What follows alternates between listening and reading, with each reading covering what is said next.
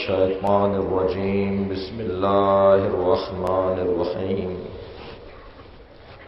الحمد لله الذي لا يبلغ مدحته القائلون ولا يحصي نعماءه العادون ولا يغدي حقه المجتهدون الذي ليس لصفته حد محدود ولا نعت موجود ولا وقت معدود ولا أجل ممدود فطر الخلائق بقدرته ونشر الرياح برحمته الصلاة والسلام على الرسول المسدد المصطفى الأمجد المحمود الأحمد سيدنا ومولانا ومولى الكونين جد الحسن والحسين أعني أبا القاسم محمد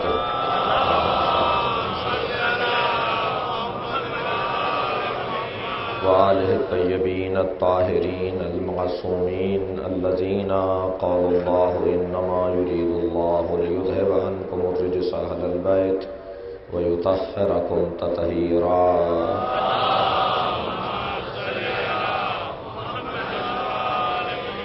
ولعنة الله على أعدائهم أجمعين من يوم عداوتهم إلى قيام يوم الدين أما بعد فقد قال الحكيم في قرآن الكريم بسم الله الرحمن الرحيم لقد جاءكم رسول من أنفسكم عزيز عليه ما عنتم حريص عليكم بالمؤمنين رؤوف رحيم صلوات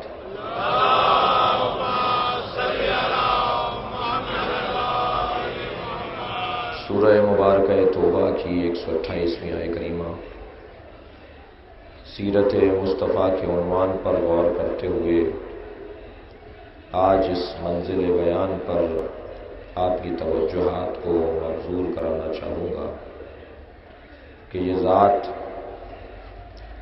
مکمل معجزہ ہے. اسے اللہ نے خلق کیا اس انداز سے کہ اسے نور اول قرار دیا، مخلوق اول قرار دیا. سرکار ختمی مرتبت کو اللہ نے سب سے پہلے خلق کیا. یہ نوری بشر ہے، ایک ایسا بشر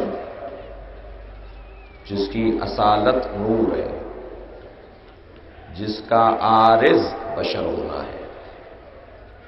ایک وجود نورانی جس پر بشریت عارض ہے.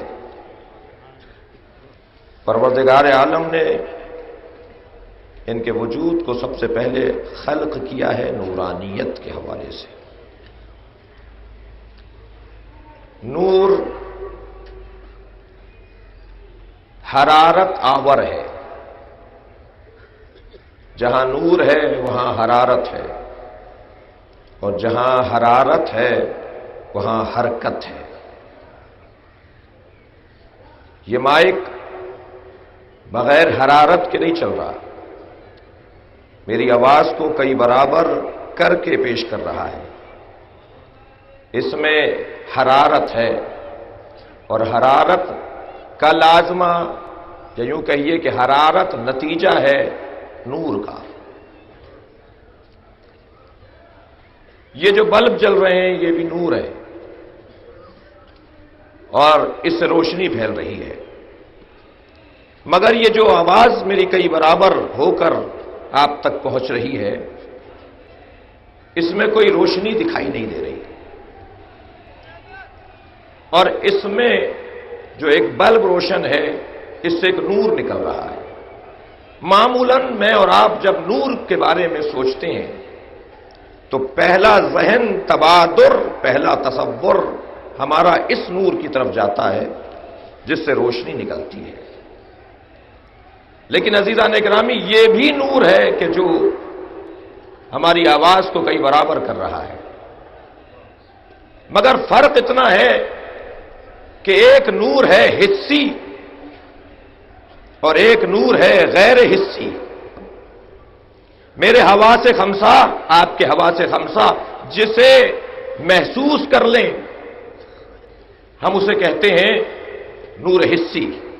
آنکھیں دیکھ رہی ہیں، اور ایک نور تو ایسا ہے جسے سورج کا نور کہتے ہیں کہ وہ ہماری اس حصے باصرہ کو متاثر کر دیتا ہے کہ ہم اسے دیکھ نہیں پاتے، ہماری آنکھیں بند ہونے لگتی ہیں۔ دیکھ اسی لیے نہیں پا رہے کہ ہم اس سے محسوس کر رہے ہیں، وہ حس ہو رہا ہے ہمیں۔ یہ جو بلب جو روشن ہے یہ بھی ہمیں محسوس ہو رہا ہے، اس لیے ہمارا ذہن جاتا ہے محسوسات کی طرف۔ پروردگار عالم انسان کو محسوسات کی دنیا میں محدود نہیں دیکھنا چاہتا۔ اللہ چاہتا ہے ذرا اپنا معیار اونچا کرو، ذرا اپنا شعور اونچا کرو۔ صرف محسوسات کی دنیا میں اگر رہ گئے تو تمہیں وہ حقیقی نور نہیں مل پائے گا جس نور تک ہم تمہاری رسائی چاہتے ہیں۔ تو معلوم یہ ہوا کہ ایک نور تو یہ کہ جو حسی ہے، اور ایک نور وہ جو غیر حسی ہے، جس کی مثال میں نے آپ کے سامنے دی۔ ہمیں محسوس نہیں ہو رہا مگر حرارت ہے، قوت برقیہ۔ فلاسفہ نے اس حرارت کو، اس نور کو ایک اور نام بھی دیا ہے، اور وہ نام ہے قوت برقیہ۔ ایک ایسی قوت جو حرارت عطا کرے، ایک ایسی طاقت جو حرارت عطا کرے۔ یہ قوت برقیہ جو ہمیں نظر نہیں آ رہا، جو محسوس نہیں ہو رہا، اس کی قوت کا اندازہ لگانے کے لیے ذرا ایک مثال سے توجہ کریں گے۔ ایک مریض جب ڈاکٹر کے پاس پہنچتا ہے تو مریض ڈاکٹر ایک دوا لکھتا ہے، اور اس ٹیبلٹ میں، اس گولی میں، اس فرض کیجئے شربت میں جو مریض کو شفا کے لیے دیا جا رہا ہے، ایک قوت برقیہ ہے، ایک حرارت ہے، ایک طاقت ہے، جس کو میں آج کی مجلس میں نور نام دے رہا ہوں۔ جب وہ قوت برقیہ کسی کمزور بدن میں جاتی ہے جسے ضرورت ہے، تو اس کے بدن میں جب وہ قوت منتقل ہوتی ہے تو پھر شفا دکھائی دیتی ہے، وہ وجود شفا یاب دکھائی دیتا ہے۔ اگر ایک بدن میں 4 طرح کی قوت برقیہ کی ضرورت ہو اور اسے 4 دوائیاں لکھ کے دی جائیں تب جا کے وہ بدن شفا یاب ہوتا ہے، وہ ایک دوا سے کامیاب نہیں رہ پاتا۔ عزیزان گرامی، ایک وجود سے قوت کو لے کر دوسرے وجود میں قوت کو منتقل کرنا، ہم یہ سمجھتے ہیں کہ یہ بہت بڑا کارنامہ ہے۔ ہاں ہے، لیکن اگر ان قوتوں کا ایک منبع کوئی ایک ایسی جگہ ہو کہ جہاں سے ساری قوتیں نکلتی ہیں، جہاں سے ساری طاقتیں نکلتی ہیں، جہاں سے ہر حرارت بنتی ہے، تو اب وہ ایک ہی کافی ہوگا۔ آپ مثال لیجئے، میں بچوں اور جوانوں کو مثال دے رہا ہوں۔ یہ جو بلب روشن ہو رہا ہے، اس سے پیچھے ایک اور طاقت ہے جو اس سے بڑی ہے، اس سے پیچھے ایک اور طاقت ہے جو اس سے بڑی ہے۔ وہ جو اصلی جگہ سے برق آ رہی ہے، وہ جو اصلی جگہ سے طاقت آ رہی ہے، وہ اتنا بڑا منبع ہے کہ اگر یہ والا بلب اس سے بغیر واسطے کے جوڑ دیا جائے، بغیر فاصلوں کے اگر یہ والا بلب اسے جوڑ دیا جائے تو یہ اپنا وجود کھو بیٹھے گا۔ ایک سلوات بھیجے محمد و آل محمد۔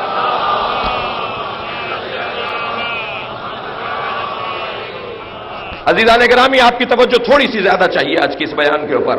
اب میں نے یہ بات شروع کی ہے تو اسے پورا کروں گا، مگر پورا بھی آپ کروائیں گے توجہ کے ذریعے سے۔ یہ بلب اپنا وجود کھو دے گا، کیوں؟ اس لیے کہ اس سے اس کا جوڑ نہیں تھا، لیکن وہ جو ایک منبع ہے، وہ ایک مرکز ہے، اس کا نور کتنا ہے، اس کا اندازہ لگانے کے لیے پھر بہت بڑے بڑے یہ قوت برقیہ والے لوگ، یہ ادارہ برق رسانی جی، یہ جنہیں پہلے وابدہ نام دیا جاتا تھا اب KSC نام دیتے ہیں، نہیں معلوم کل کون سا نام پڑ جائے گا۔ اب یہ بھی ہماری ذمہ داری ہے کہ نام بھی ہم یاد رکھیں، لیکن اتنا ضرور ہے کہ وہ اس سے ایک ایسا تار جوڑتے ہیں کہ جو اسے قبول کر سکے، جو اسے برداشت کر سکے۔ عزیزان گرامی، لیکن جب پھیلنے لگتا ہے تو مختلف طاقتوں میں اور مختلف قدرتوں میں تقسیم ہو جاتا ہے۔ یہ جو ڈاکٹر طبیب ایک جڑی بوٹی سے، ایک پودے سے، ایک کسی بھی بیج سے قوت برقیہ کو لے کر ایک ٹیبلٹ بناتا ہے، ایک گولی بناتا ہے، ایک شربت بناتا ہے مریض کے لیے، یہ منتقل کر رہا ہے نور کو تاکہ کسی اور بدن میں چلا جائے، اسے شفا مل جائے۔ بس میں آخری اس جملے اس بات کا نتیجہ دے دوں آپ کی خدمت میں، وہ یہ کہ اگر کوئی ایسا بدن ہو جس میں ساری قدرتیں موجود ہوں تو اسے کسی واسطے اور فاصلے کی ضرورت نہیں ہوگی، بلکہ وہ مریض کے سر پر ہاتھ رکھے گا اور کہے گا بسم اللہ الرحمن الرحیم، خود بخود وہ قوت برقیہ منتقل ہو جائے گی، وہ مریض اٹھ کے بیٹھ جائے گا، ہو جائے۔ لہذا حضرت عیسیٰ کیا کرتے تھے؟ حضرت عیسیٰ کے پاس قوت برقیہ تھی، نور تھا اللہ کا، وہ جسے چاہیں شفا دے دیں۔ اور حضرت عیسیٰ تو بہت بڑا نام ہے عزیزان گرامی، اگر کوئی اللہ کی خاطر جیے تو اللہ اس کے وجود میں ایسی قوت ڈال دیتا ہے کہ پھر وہ جسے چاہے شفا دے دے، جسے چاہے زندگی عطا کر دے۔ میں ایک جملہ کہوں، ہم مردہ پیروں کو نہیں مانتے، ہم مرجعیت رکھتے ہیں، ہم مجتہدین رکھتے ہیں۔ ہمارے ان بزرگوں میں ایک نام ہے آیت اللہ حسن زادہ عاملی، ابھی زندہ ہیں۔ ان کے گھر کے برابر والے گھر پر ایک موت واقع ہوئی ایک چھوٹے سے بچے کی، بچہ چھت سے گر کے مر گیا۔ جب دوسرے دن اس کی میت اٹھنے لگی تو ماں بے کل تھی، مضطرب تھی اور بے ہوش ہو رہی تھی بار بار۔ حضرت آیت اللہ حسن زادہ عاملی معمر ہیں، مسن ہیں، اپنے خادم سے کہا کہ مجھے سہارا دو، اس بچے کی میت تک لے جاؤ۔ اس بچے کے سر پر ہاتھ رکھ کر بسم اللہ الرحمن الرحیم کہا، وہ مردہ اٹھ کے بیٹھ گیا۔ اور پھر کچھ دن کے لیے ممنوع الملاقات ہو گئے، اس لیے کہ وہ نہیں چاہتے تھے کہ یہ ماجرا کیا ہے بتائیں۔ لیکن کچھ مدت کے بعد جب شاگردوں سے ملاقات شروع ہوئی تو ایک شاگرد نے کہ جو میرے استاد ہیں، انہوں نے ان سے پوچھ لیا، استاد ذرا بتا دیجئے کہ یہ ماجرا کیا تھا؟ کہ خبردار اس بارے میں زیادہ سوال نہیں کرو، بس ایک ہی جملہ لے لو۔ ساری زندگی میں اللہ سے ہاں کہتا رہا، ایک مرتبہ اللہ نے بھی ہاں کہہ دی۔ ایک صلوات بھیجے محمد و آل محمد۔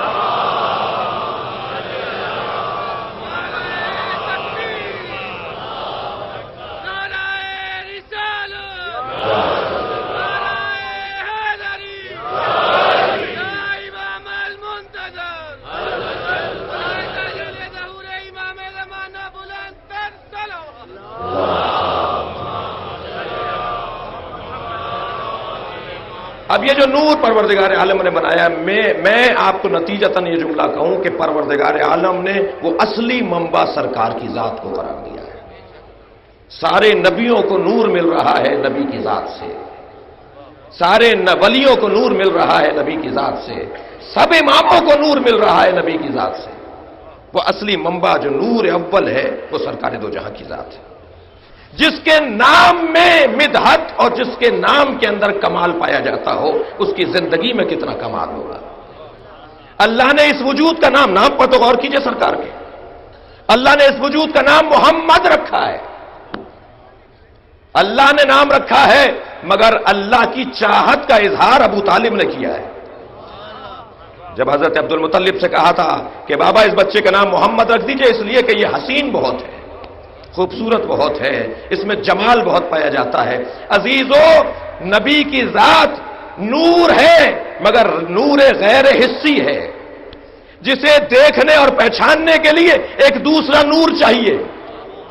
تو بس یہ جو جملہ سرکار نے فرمایا، مجھے کوئی نہیں پہچان سکتا سوائے اللہ کے اور علی کے، یہ اسی وجہ سے ہے کہ نور کو نور ہی پہچان سکتا ہے، اس کے علاوہ کوئی اور نور کو نہیں پہچان سکتا۔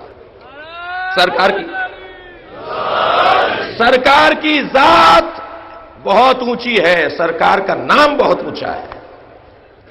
حضرت کا نام محمد، یا اللہ تو نے اپنے حبیب کا نام محمد رکھا اور اپنا نام تو نے محمود رکھا۔ اللہ کے ناموں میں ایک نام اللہ کا محمود، سرکار کا اصلی نام محمد۔ اور حضرت عیسیٰ نے سرکار کی جب بشارت دی تو فرمایا کہ ایک احمد آنے والا ہے، تو اب سرکار کا نام احمد بھی، سرکار کا نام محمد بھی۔ احمد میں اور محمد میں کیا فرق ہے؟ ترجمہ کر دیتے ہیں پہلے ان تینوں ناموں کے۔ محمود اسے کہا جاتا ہے جس کی تعریف کی جائے، مفعول ہے، جس کی تعریف کی جائے اسے محمود کہا جاتا ہے، اور محمد اسے کہا جاتا ہے جس کی بہت زیادہ تعریف کی جائے۔ اللہ اکبر، یا اللہ تو اپنا نام تو محمود رکھے اور اپنے حبیب کا نام محمد رکھے، جس کی بہت زیادہ تعریف کی جائے وہ تو تیری ذات ہے، تجھے محمد ہونا چاہیے تھا۔ غور کریں عظمت محمد پر عزیزان گرامی، یا اللہ تجھے محمد ہونا چاہیے تھا، تو نے اپنا نام محمود رکھا اور سرکار کا نام محمد رکھ دیا۔ حضرت عیسیٰ بھی اگر فرما رہے ہیں کہ آنے والا احمد ہے، تو احمد یعنی تعریف کرنے والا، احمد تعریف کرنے والا، محمود جس کی تعریف کی جائے، محمد جس کی بہت زیادہ تعریف کی جائے۔ اب ان تینوں ناموں پر غور کریں، جتنا ہم سرکار کے نام پر غور کریں گے سرکار کا وجود ہمیں مکمل دکھائی دے گا۔ زندگی لمحہ لمحہ محمد۔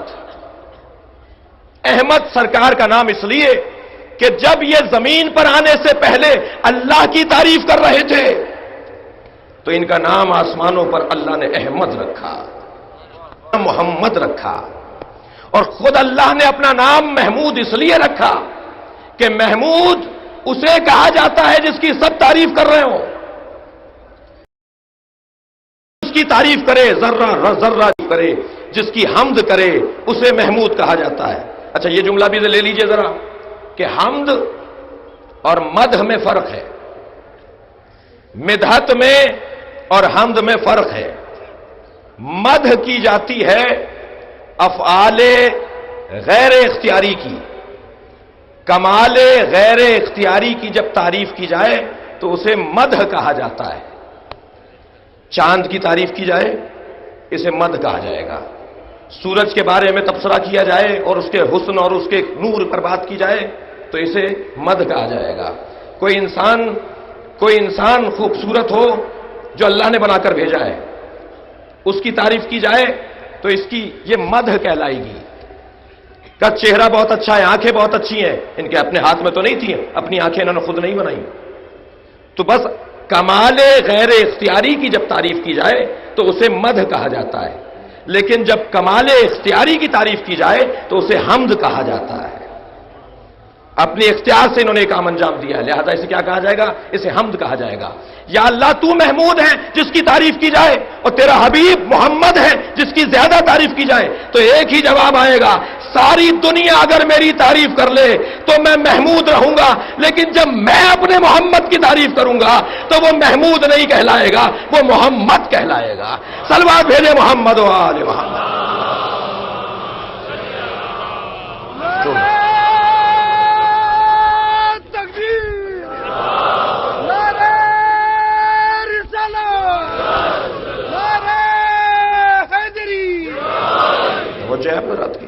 اللہ جس کی حمد کرے اسے محمد کہا جاتا ہے، اور پروردگار عالم نے نام ہی جس کا محمد رکھا ہو اس میں کمال کتنے عطا کیے ہوں گے۔ اور ان کمالات میں عزیزان گرامی ایک کمال یہ ہے کہ جاءکم رسول من انفسکم، ہماری جانب سے رسول آیا ہے جو تم ہی میں سے ہے۔ یہ یہاں کے نہیں ہیں، یہ وہاں کے تھے، یہاں رہے، اور جو وہاں کا ہے، جہاں کا ہوتا ہے، اسے وہاں پلٹنا بھی پڑتا ہے۔ لہذا سرکار دو جہاں کی معراج ایک کمال ہے سرکار کی زندگی کا۔ بعض لوگوں نے سرکار کی معراج پر گفتگو کرتے ہوئے کبھی کہہ دیا کہ یہ خواب کی معراج تھی، خواب دیکھ رہے تھے حضرت۔ کسی نے کہا کہ نہیں، روح چلی گئی حضرت کی، بدن مبارک وہی مکہ المکرمہ میں تھا۔ لیکن نہیں عزیزان گرامی، میں اس پر تھوڑی دیر رکنا چاہتا ہوں اور آپ کی سماعتیں چاہتا ہوں، توجہ چاہتا ہوں۔ پہلی بات تو یہ کہ سرکار دو جہاں ایک مرتبہ معراج پر نہیں گئے، سرکار کی 120 معراجیں تو علامہ مجلسی نے لکھی ہیں، سرکار دو جہاں کی 25 معراجیں تو برادران اہل سنت نے لکھی ہیں، سرکار دو جہاں کی 50 معراجوں کا تذکرہ تو کہیں اور بھی ہوا ہے، لیکن اتنا ضرور ہے کہ سرکار ایک سے زیادہ مرتبہ گئے۔ اب معراج پر جانے کے بارے میں گفتگو کرنا بھی بہرحال ایک بات ہے، لیکن تعجب اس پر نہیں ہونا چاہیے کہ سرکار معراج پر چلے گئے، تعجب تو اس پر ہونا چاہیے کہ یہ یہاں رہے، سرکار دو جہاں زمین پر رہے، یہ بڑا تعجب ہے۔ یہ وہاں کے تھے، یہاں رہ رہے تھے، ایسوں میں رہ رہے تھے۔ اللہ اکبر، جو پتھر مار رہے ہیں، جو اذیتیں پہنچا رہے ہیں، جو تکلیف دے رہے ہیں۔ عزیزان گرامی، وہ جو 120 معراجیں نبی مکرم کی لکھی ہیں علامہ مجلسی نے، وہ 120 معراجوں میں اور اس معراج میں کیا فرق ہے جو سورہ اسراء کے اندر بیان ہوا ہے؟ سبحان الذی اسری بعبدہ لیلا من المسجد الحرام الی المسجد الاقصی الذی بارکنا حولہ لنریہ من آیاتنا۔ بابرکت ہے وہ ذات جو راتوں رات لے گئی اپنے عبد کو، کہاں؟ مسجد الحرام سے مسجد الاقصی کی طرف، اور پھر پروردگار عالم نے وہاں پہنچایا جہاں 2 کمانوں کا فاصلہ رہ گیا تھا، اور اس جانب پردہ تھا اور اس جانب نبی تھے، اور کعبہ قوسین اور ادنیٰ کی منزل تھی۔ سرکار دو جہاں کی ایک معراج کا تذکرہ قرآن نے کیوں کیا؟ شاید اس کا ایک سبب یہ ہے کہ آنا جانا تو بہت پرانا تھا، مگر ایک ملاقات سرکاری تھی۔ ایک صلوات بھیجے محمد و آل محمد۔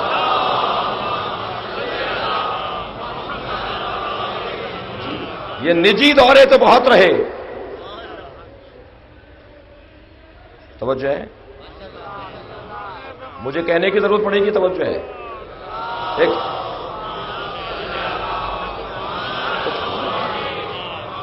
ایک صلوات بھیجے بآواز بلند تر۔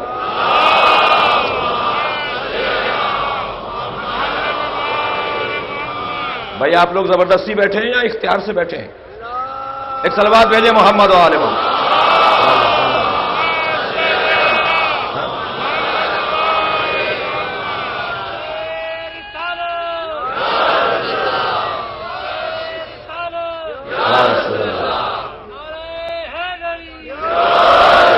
سرکار دو جہاں یہی بارود مجھے کر سب تمہارے ہیں، یہی ہوش یہی بارود مجھے کر سب تمہارے ہیں، اگر تم ان کو رکھتے ہو تو حیدر ہم بھی رکھتے ہیں۔ نعرہ حیدر۔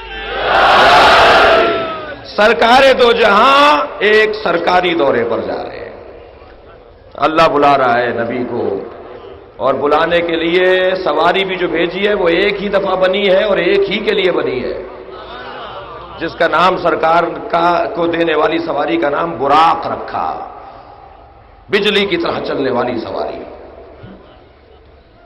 یہ جو سرکاری دورہ سرکار فرما رہے ہیں، اب اس کے بارے میں یہ گفتگو کے ساتھ خواب میں دیکھا، تو بھائی خواب کے بارے میں تو قرآن نے الفاظ دیے ہوئے ہیں۔ حضرت ابراہیم نے جب خواب دیکھا تھا تو یہ نہیں کہا تھا مجھے معراج ہو رہی ہے، حضرت ابراہیم نے فرمایا تھا انی ارا فی المنام۔ خواب کو تو نوم منام کہا جاتا ہے، سوتے میں دیکھنے کی کیفیت کچھ اور ہے۔ رویا، منام، سوتے ہوئے دیکھنا، یہ نبی مکرم سو نہیں رہے تھے، بدن مبارک گیا ہے سرکار کا، سرکار اپنے بدن کے ساتھ تشریف لے گئے، اور جن کا یہ کہنا کہ صاحب روح گئی تھی، تو بھائی بدن یہ موقع نہیں ہے، محل نہیں ہے، تفصیل سے کسی امام بارگاہ کی مجلس میں بیان کرنے کی ضرورت ہے، اور وہ یہ کہ بدن مبارک سرکار کا گیا ہے، اس لیے کہ بدن اور روح کا ایسا جوڑ ہے کہ روح کبھی بدن کے بغیر رہتی ہی نہیں ہے۔ یہ پہلے بدن آتا ہے شکم مادر میں، تب روح آتی ہے، اور جب روح بدن کے ساتھ مل جاتی ہے تو اس بدن کو چھوڑتی نہیں ہے، اور جب اس بدن کو چھوڑ دیتی ہے تو وہ دن موت کا دن ہوتا ہے۔ تم نبی کی معراج کا تذکرہ کر رہے ہو یا نبی کی رحلت کی بات کر رہے ہو کہ نبی مکرم معراج پر گئے ہیں، آپ کی روح چلی گئی، بدن یہیں رہ گیا؟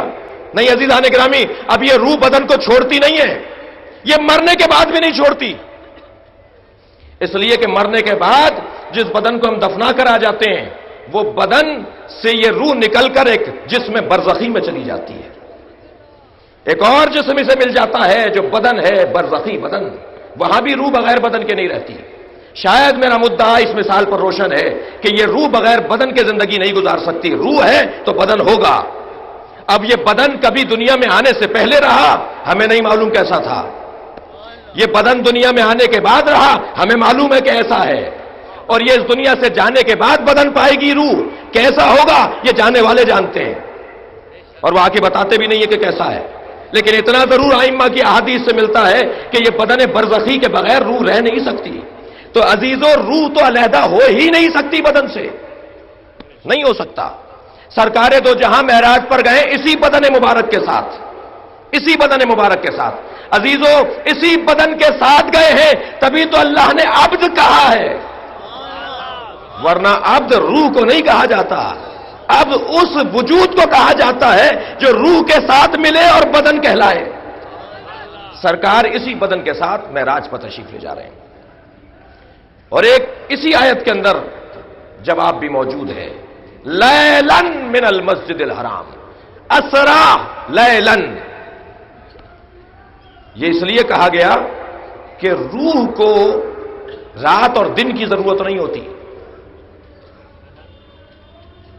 روح کے لیے نہ نیند ہے، نہ روح کے لیے رات ہے، نہ روح کے لیے دن ہے۔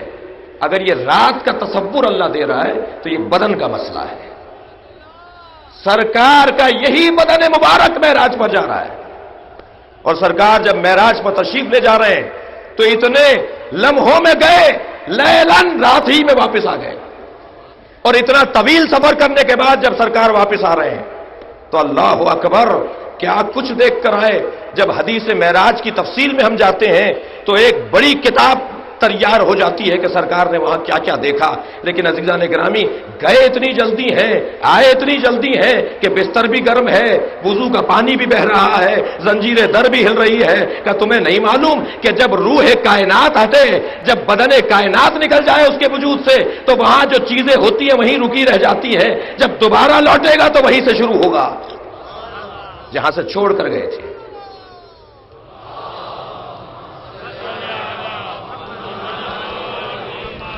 عزیزو، ایک بات کا ضرور خیال رکھیے گا کہ یہ خودکش دھماکے، یہ ٹینشن، یہ اضطراب جو میڈیا چینل بھی ماشاءاللہ اپنی خدمت بڑی انجام دے رہے ہیں، یہ ان مجلسوں کے کم رنگ کرنے کا ہدف ہے۔ آپ کا دماغ وہاں نہیں رہنا چاہیے، مجلس میں آ جائیے، فضائل بھی سنیے، مصائب بھی سنیے۔ اب ہر مجلس کا موضوع موبائل فون نہیں ہوں گے، ہماری مجلسوں کا موضوع موٹر سائیکلوں کی پابندی نہیں ہوگی۔ یہ تو دنیا چاہتی ہے کہ اہل بیت کو چھوڑ کر موٹر سائیکلوں پر لگ جائیں، یہ دنیا چاہتی ہے کہ اہل بیت کے فضائل کو چھوڑ کر یہ موبائل فونوں کے اوپر تبصرہ کریں۔ ہم نہیں کریں گے ان کے ہدف کو، میں آپ کو سمجھا رہا ہوں۔ نہ چاہیے اپنے ممبروں سے کہ ان موضوعات پر زیادہ گفتگو ہو، یہ ہمیں متاثر کرتے رہیں اور ہم بتائیں گے کہ ہم متاثر ہونے والے نہیں ہیں۔ یہ مجلس اسی انداز سے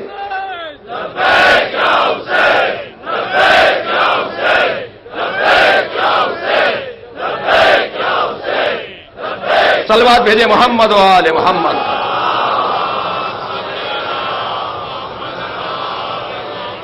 سرکار دو جہاں کا معراج پر جانا یہ نبی کے کمالات میں سے ایک کمال ہے، اور نبی کی عظمت میں سے ایک عظمت یہ ہے کہ سرکار جب وہاں گئے ہیں تو سرکار دو جہاں کو وہاں آیات دکھائی گئی ہیں۔ آپ کی توجہ اگر میرے ساتھ ہے تو وحی کی 3 طریقے بیان کی ہیں اللہ نے۔ سب سے پہلا طریقہ، ما کان لبشر ان یکلمہ اللہ، اللہ کسی بشر سے بات نہیں کرتا مگر الا وحیا، یا وحی کے ذریعے بات کرتا ہے، او من وراء الحجاب، اور پردے کے پیچھے سے بات کرتا ہے، او یرسل رسولا، یا کسی رسول کو بھیج کر بات کرتا ہے۔ یہ 3 ہی طریقے ہیں اللہ کی بات کرنے کے۔ سارے نبیوں سے اللہ نے بات کی فرشتے کے ذریعے، یرسل رسولا، ہمارے نبی سے بات کی فرشتے کے ذریعے سے۔ پروردگار عالم نے فرشتوں کی خلقت سے پہلے جب نبی کو بنایا تب بات کی وحی کے ذریعے سے۔ اللہ خود بات کر رہا ہے۔ مجھے بتایا جائے کہ نبی مکرم پر آنے والی وحیوں کی ان 3 قصوں میں من وراء الحجاب، پردے کے پیچھے سے جو بات ہوئی، اس کی مثال کہیں اور ہے سوائے معراج کے، کہ جب سرکار وہاں تشریف لے گئے تو پردے کے پیچھے سے آواز آ رہی ہے۔ عزیزان گرامی، جب پردے کے پیچھے سے آواز آئی تو لہجہ بڑا آشنا تھا، اور اتنا آشنا لہجہ تھا کہ سرکار نے پوچھ لیا یا اللہ، حدیث نبی کی، سرکار نے پوچھ لیا یا اللہ تو بول رہا ہے یا علی بول رہا ہے؟ تو آواز آئی ہے میرے حبیب میں تم سے بات کر رہا ہوں، مگر میں نے علی کا لہجہ اس لیے اپنایا ہے کہ میں نے جسے خلوت کا ساتھی پایا، آج خلوت میں اسی کے لہجے کو اپنانا تھا۔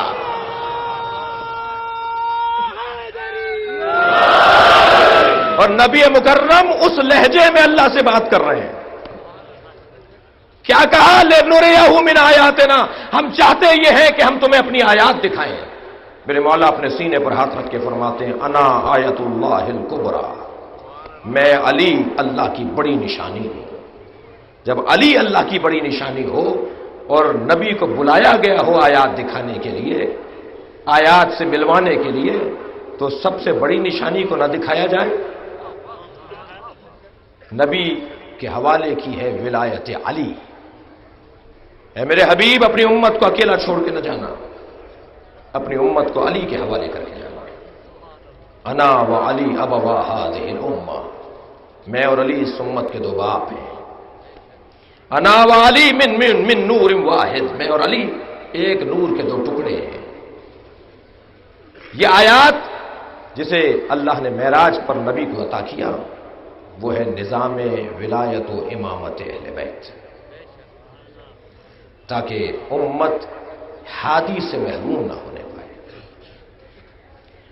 اور اس کی اطاعت کو فرض قرار دیا تاکہ کسی مرحلے پر رہنمائی سے محروم نہ رہ سکے۔ عزیزان گرامی، نبی مکرم کے بعد ہمیں آج تک نبی کی سیرت چاہیے۔ ہم کس سے لیں کہ نبی کی سیرت کیا ہے؟ ہم کس سے سمجھیں کہ نبی کی عادت کیا تھی؟ نبی کا طریقہ کار سے جیتے تھے، اقدامات کا طریقہ کیا تھا؟ ہمیں اس سے لینا ہے کہ جو نبی کے ساتھ اول سے رہا اور آخر تک اس نے ساتھ نبھایا۔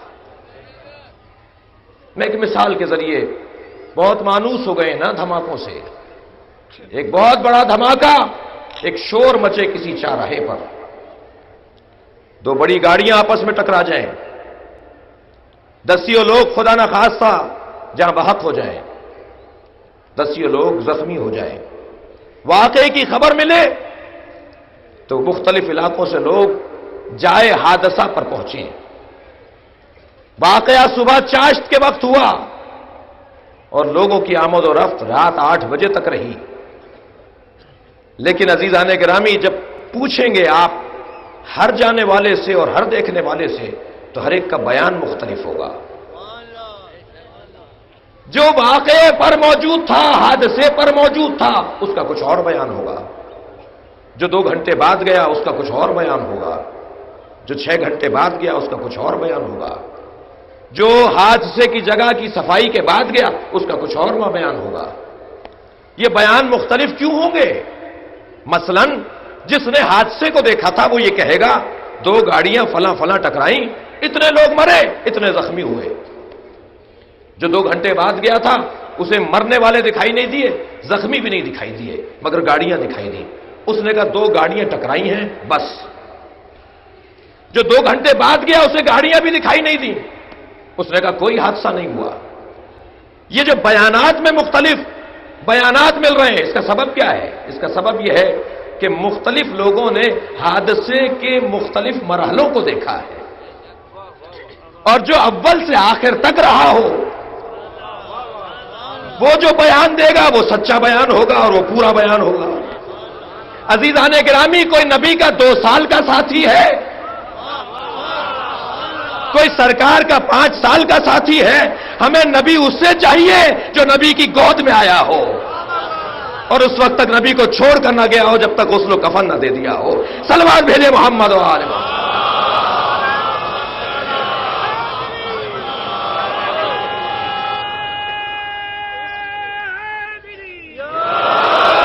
اور ہر زمانے میں معصوم کی ضرورت بھی اس لیے ہے کہ یہ جو بیان کا اختلاف ہوتا ہے اسے روکنے کے لیے بھی معصوم کی ضرورت ہے۔ فرض کیجئے اس مجلس کے اندر میں کوئی ایک بات کہہ دوں جس کے بعد تبصرہ شروع ہو جائے، جو ماشاءاللہ ہوتا ہے، ہر ایک اپنی دید سے سنتا ہے، ہر ایک اپنی تصور سے سننے کے لیے آتا ہے۔ ایسا ہو نہیں سکتا کہ 10,000 آدمی ہو تو 10,000 کو مطمئن کر دیا جائے۔ جی فرض کیجئے ایک بات ہم نے کہہ دی، مجلس کے بعد کہنے لگے صاحب انہوں نے یہ کہہ دیا، ایک اور صاحب کہنے لگے بھائی ہم بھی مجلس میں تھے، انہوں نے یہ کب کہا ہے؟ انہوں نے تو یہ کہا ہے۔ تیسرا بولا صاحب دونوں آپ غلط کہہ رہے ہیں، ان کا تو یہ مطلب تھا۔ چوتھے نے کہا آپ تینوں غلط کہہ رہے ہیں، ان کا یہ مطلب تھا۔ اب جتنے تھے ہر ایک اپنا مطلب، بھائی اختلاف بڑھتا جا رہا ہے نا، تو کیا کریں؟ ہم نے کہا صاحب گھبرانے کی ضرورت نہیں ہے۔ ایک جوان ویڈیو بنا رہا تھا، ایک جوان ویڈیو بنا رہا تھا، اس سے ذرا کیسٹ منگا لیجئے، جو انہوں نے کہا ہوگا وہی دکھائے گی۔ اب اگر کسی کونے سے آواز آ جائے بزرگوں سے مسئلہ حل ہو نہیں رہا، آپ جوانوں کے پیچھے جا رہے ہیں، تو ہم یہی جواب دیں گے نا کہ یہاں بزرگی کا مسئلہ نہیں ہے، اہلیت کا مسئلہ ہے، صلاحیت کا مسئلہ ہے۔ اس کے پاس صلاحیت پائی جاتی ہے کہ جیسا تھا ایسا محفوظ کر لے، اور جب لگا کے دیکھا تو جو کہا تھا وہ دکھائی دے گیا۔ اب ساری زبانیں بند کہ صاحب تم نے غلط کہا، تم نے غلط کہا، جو کہا تھا وہ تو نظر آ رہا ہے۔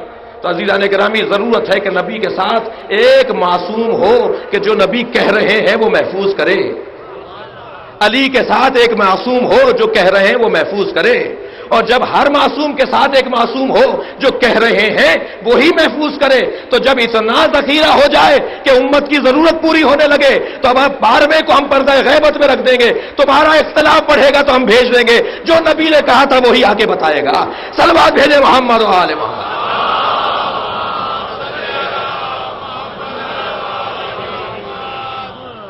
اور اب ضرورت اس امر کی ہے کہ اسی کی اطاعت کی جائے جو نبی جیسا دے کر گئے ہیں ایسا ہی بیان کر رہا ہے۔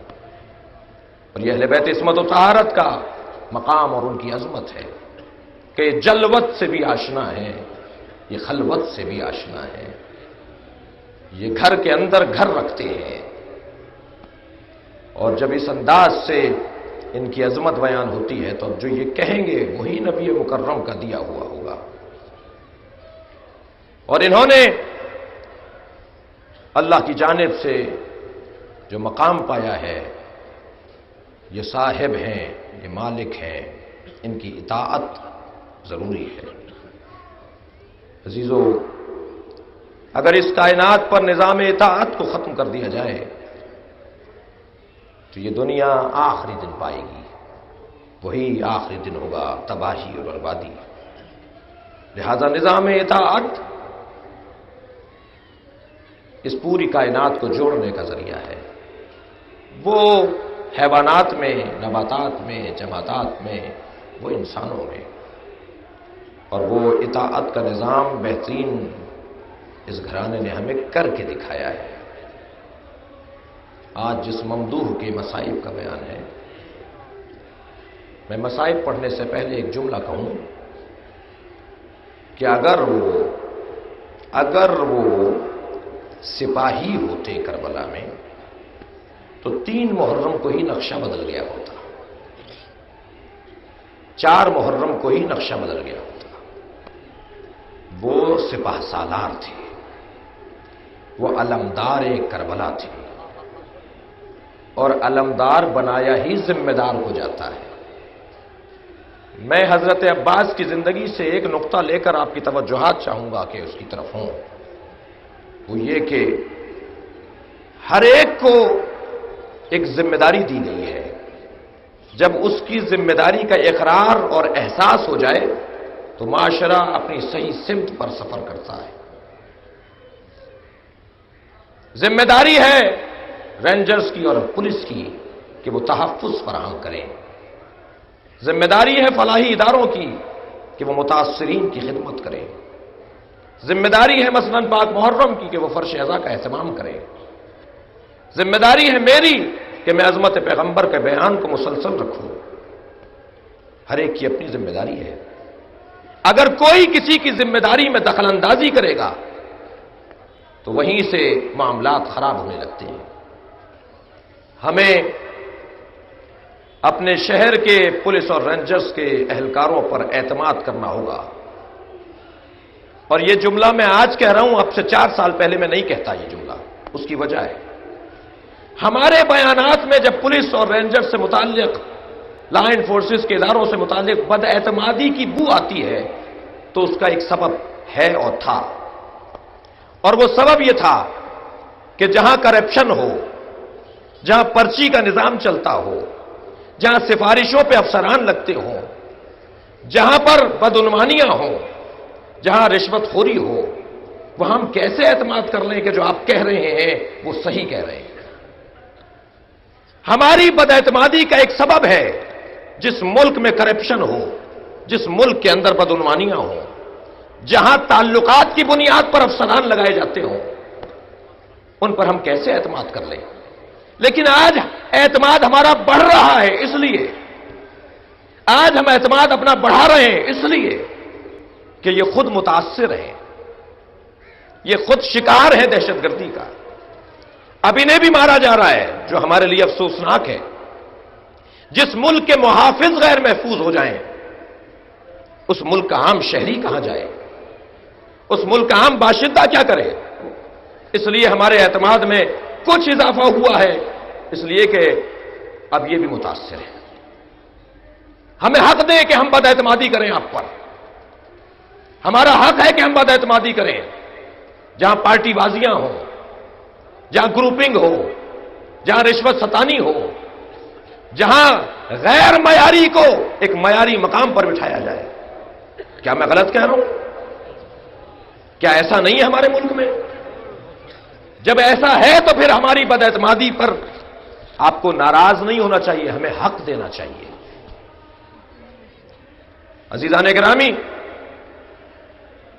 پاک فوج کا یہ مطالبہ کہ 9-10 8 9-10 محرم پر پاکستان کی فوج آ جائے، میں ذمہ داری کے ساتھ بات کر رہا ہوں، سوچ کر بات کر رہا ہوں۔ پاکستان کے فوج کے سربراہ کے موقف پر ان کی تجلیل کروں گا، انہیں آفرین کہوں گا کہ انہوں نے شہر کے اندر موجود جو یہ لوگ ان سے زیادہ متاثر ہیں، پولیس کے افسران، ان پر اعتماد کیا ہے۔ ہمیں فوج کی ضرورت نہیں ہے۔ ان عزاداروں کو تحفظ کے لیے انہی پر اعتماد کرنا ہوگا جن کے ساتھ سارے سال ہمارا واسطہ پڑتا ہے، جن کے ساتھ سارے سال ہمارا تعلق رہتا ہے۔ یہ بیان خود پاک فوج کے سربراہ نے دیا ہے، میں اس کی تائید کرتا ہوں۔ ہماری طرف سے بھی کوئی مطالبہ نہیں ہے، ہم نے کوئی مطالبہ نہیں کیا کہ فوج آئے۔ وہ اپنی جگہ پر رہیں اور پاکستان کی سرحدوں کی حفاظت کریں اور اپنے فوج کی پاکی کے اندر اضافہ کریں۔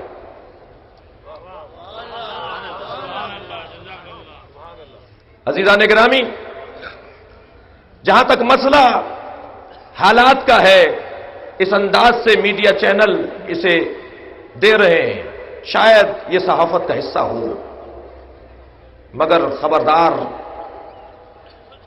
نہ ہمیں پہلے کسی طرح کا کوئی اضطراب تھا، نہ ان خبروں سے کوئی اضطراب ہے۔ میں آپ سے ایک تائید لینا چاہوں گا اور پھر چلیں گے اس علمدار کے تذکرے کی طرف کہ جس نے کربلا کے واقعے میں حسین ابن علی کے لیے ایک ایسا سنہرا کام کیا کہ جو قیامت تک ذمہ داروں کو پیغام دیتا ہے۔ ذمہ دار یعنی علمدار، ذمہ دار یعنی پیروئے عباس علمدار، ذمہ دار یعنی ہوشیار، علمدار یعنی ہوشیار۔ اور وہ جملہ میں آپ کے توسط سے پیغام تمام عزاداروں کو پہنچانا چاہ رہا ہوں اور آپ کے توسط سے پہنچانا چاہ رہا ہوں، اور وہ یہ کہ مرکزی جلوسوں میں، وہ 9 کا ہو، وہ 10 کا ہو، مرکزی جلوسوں میں ہمیں ماضی کے سارے ریکارڈ توڑنے ہیں۔ جس سال عاشورے پر دھماکہ ہوا اور چہلم آیا تو کراچی کی انتظامیہ اور ملک کی انتظامیہ نے یہ کہا تھا کہ ان عزاداروں نے حسین سے ایک عہد کیا ہے، اسے پورا کر رہے ہیں۔ 10 سے 12 لاکھ کا مجمع جلوس میں تھا جو اس وقت کے افسران نے بیان دیا تھا۔ میں آپ سے صرف چند دقیقوں کے لیے بلکہ 1 منٹ میں ہی آپ اپنے اظہار محبت کریں حسین ابن علی سے کہ اس مرکزی جلوس میں وہ ریکارڈ بھی توڑا جائے گا، اور اب یہ 12 لاکھ کا مجمع نہیں ہوگا بلکہ مرکزی جلوس میں 15 لاکھ کا مجمع ہوگا۔ لبیک یا حسین، لبیک یا حسین، لبیک یا حسین، لبیک یا حسین، لبیک یا حسین، لبیک یا حسین، لبیک یا حسین، لبیک یا حسین، لبیک یا حسین، لبیک یا حسین۔ چلیے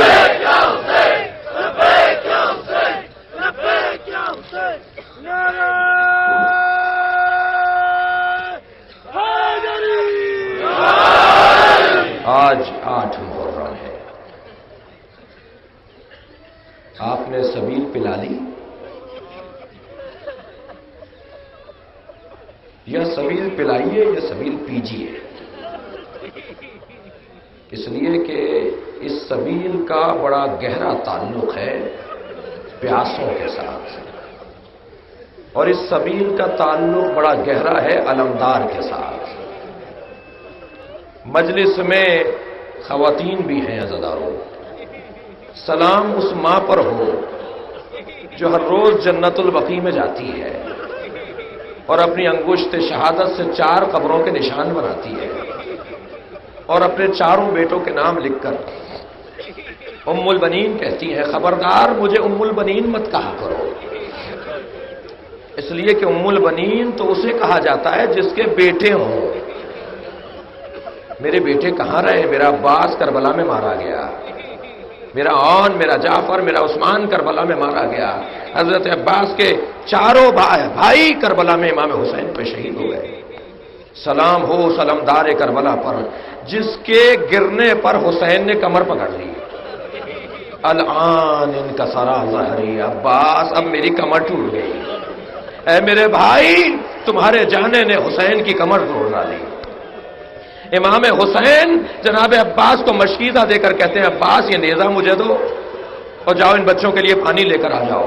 عزاداروں، جناب عباس نے 36 سال کربلا کا انتظار کیا ہے۔ کبھی مکے میں کوئی مارکا سامنے آتا تھا، امام حسین دستہ شمشیر پر ہاتھ رکھ کے فرماتے تھے، عباس یہ مکہ ہے کربلا نہیں ہے، عباس یہ مدینہ ہے کربلا نہیں ہے، عباس تمہیں تو کربلا کے لیے ذخیرہ کیا گیا ہے۔ جس نے مدتوں کربلا کا انتظار کیا ہو، جب کربلا میں اس سے کہا جائے تلوار مجھے دے دو اور یہ مشکیزہ لو، جا کے بچوں کے لیے پانی لے کر آ جاؤ، کیا عالم رہا ہوگا جناب عباس کا۔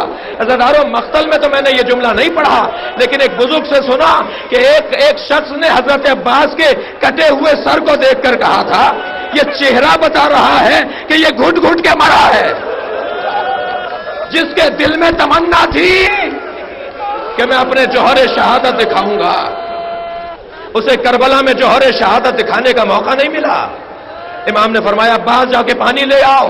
جناب عباس مشکیزہ لے کر نہر پر پہنچے، میرے مولا نے ترائی پر سے قبضہ چھڑایا، پانی مشکیزے میں بھرا، چلو میں اٹھا کے سب کو دکھا دیا کہ عباس پانی پر اختیار رکھتا ہے مگر میرا مولا پیاسا ہے، میری سکینہ پیاسی ہے، ابھی بچے پیاسے ہیں۔